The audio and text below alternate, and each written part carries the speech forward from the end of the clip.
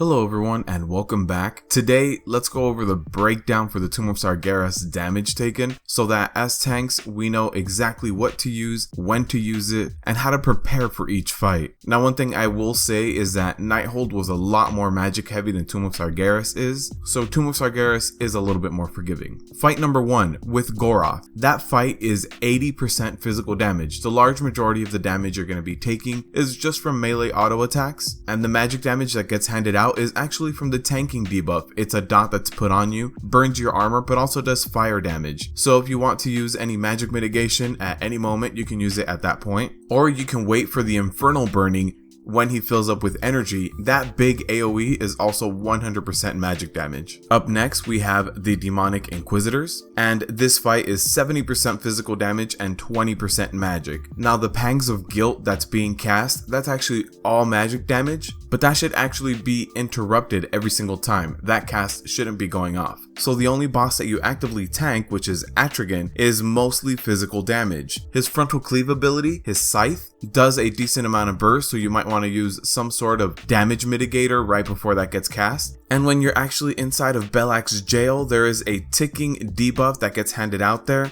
that is ticking magic damage. So when you're inside the jail, you can go ahead and use any magic mitigators if you feel like you need it. The damage is pretty low though. But outside with physical damage, you do want to prepare for the frontal cleave ability. But besides that, it's mostly melee auto attacks. Now, Harjatan is one of the bosses that does have a little bit more magic damage. Now, the large majority of the damage in this fight, in fact 50% of the damage in this fight, comes from the tanking debuff. So as a tank, you get this debuff that stacks on you. You're supposed to taunt every 4 to 6 stacks, and this dot is a bleed, so it's just physical dot damage. Another 30% on top of that just comes from regular auto attacks and melee hits from Harjatan, and then the rest of the damage comes from magic damage, which is in the form of frost. When he actually sucks in all of the water pools, every time he does an auto attack, he explodes for a small AoE of magic damage. So if you do want to mitigate a little bit of the magic damage, you can either use it if you need to cross a pool, or use it when he sucks in all the pools and is buffed by the frost. Now for the Mistress fight, the large majority of the damage just comes from the boss auto attacking, which is going to be melee physical damage.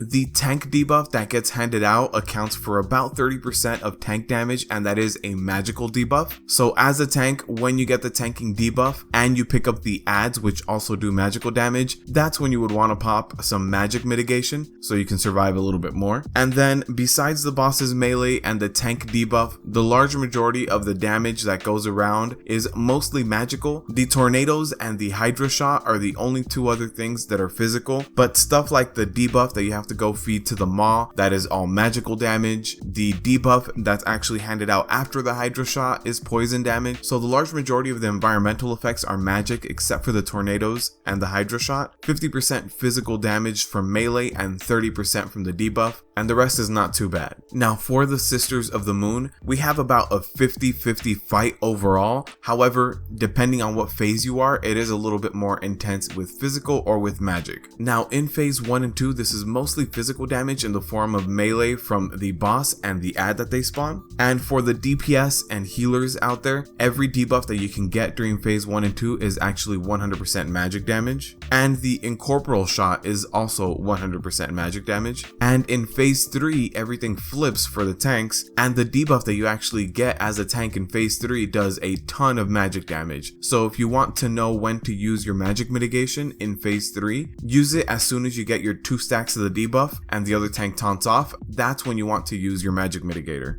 Also in phase 2, the shield that gets handed out to everyone that needs to be overhealed, that does do magic damage, but that should actually be completely dealt with and it shouldn't be exploding. Up next, we have Desolate Host, and for this fight, it really depends where you are. If you are in the underworld or the spirit world, you're going to be taking mostly magic damage, and that's going to come in the form of Crush Mind being cast by the mini boss in that area. And if you are in the overworld or the corporal world, you're going to be taking mostly physical damage. About 80% of your damage is going to be physical. Now, the biggest damage dealer here in the corporal world is Bone Shard, so keep an eye out for that. And in the last phase, when we get the new ad that comes out that we need to deal with, that is all magic damage. When you need to run into the Sundering or the Suffering and split the damage, that is 100% magic, so you can use some magic mitigators during that phase to help split the damage a little bit better. Up next, we have the Maiden of Vigilance, and this fight is a nice even 50-50, and the large majority of the damage comes from the boss's auto attacks, and the other half of the damage mostly comes from the hammer abilities that need to be split with the rest of the raid. So the boss's auto attacks are the physical, and the hammers that are split with everyone are completely magic damage. Next fight, we have Fallen Avatar, which is 80% physical damage, and the large majority of the damage is just going to come from the melee auto attacks from the Fallen Avatar, and from the debuff that you get, the desolate debuff that you get. You have to make sure you have active mitigation up right when that is being cast on you as a tank, because if you don't have active mitigation up when that lands on you, it is going to do a ton of damage. So be careful with that.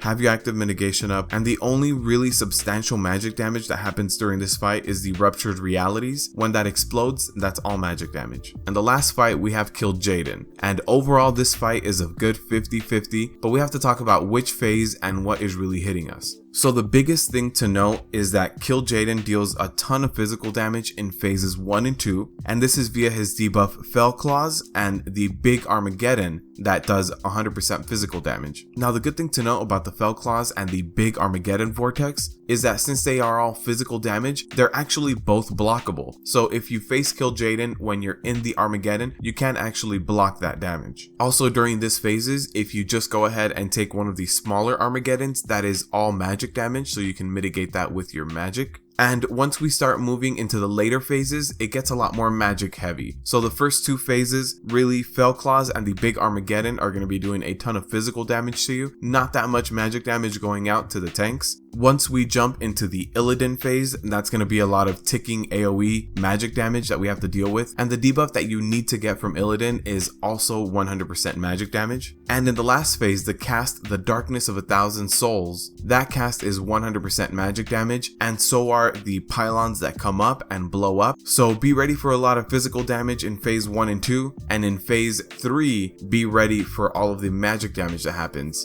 Also, the intermissions are mostly magic damage. I hope this guide and breakdown has helped. If you guys are having trouble with any particular boss in this list, you can go ahead and visit my guides in this end screen. I have a playlist here. And if not, you can also leave a comment in the comment section down below.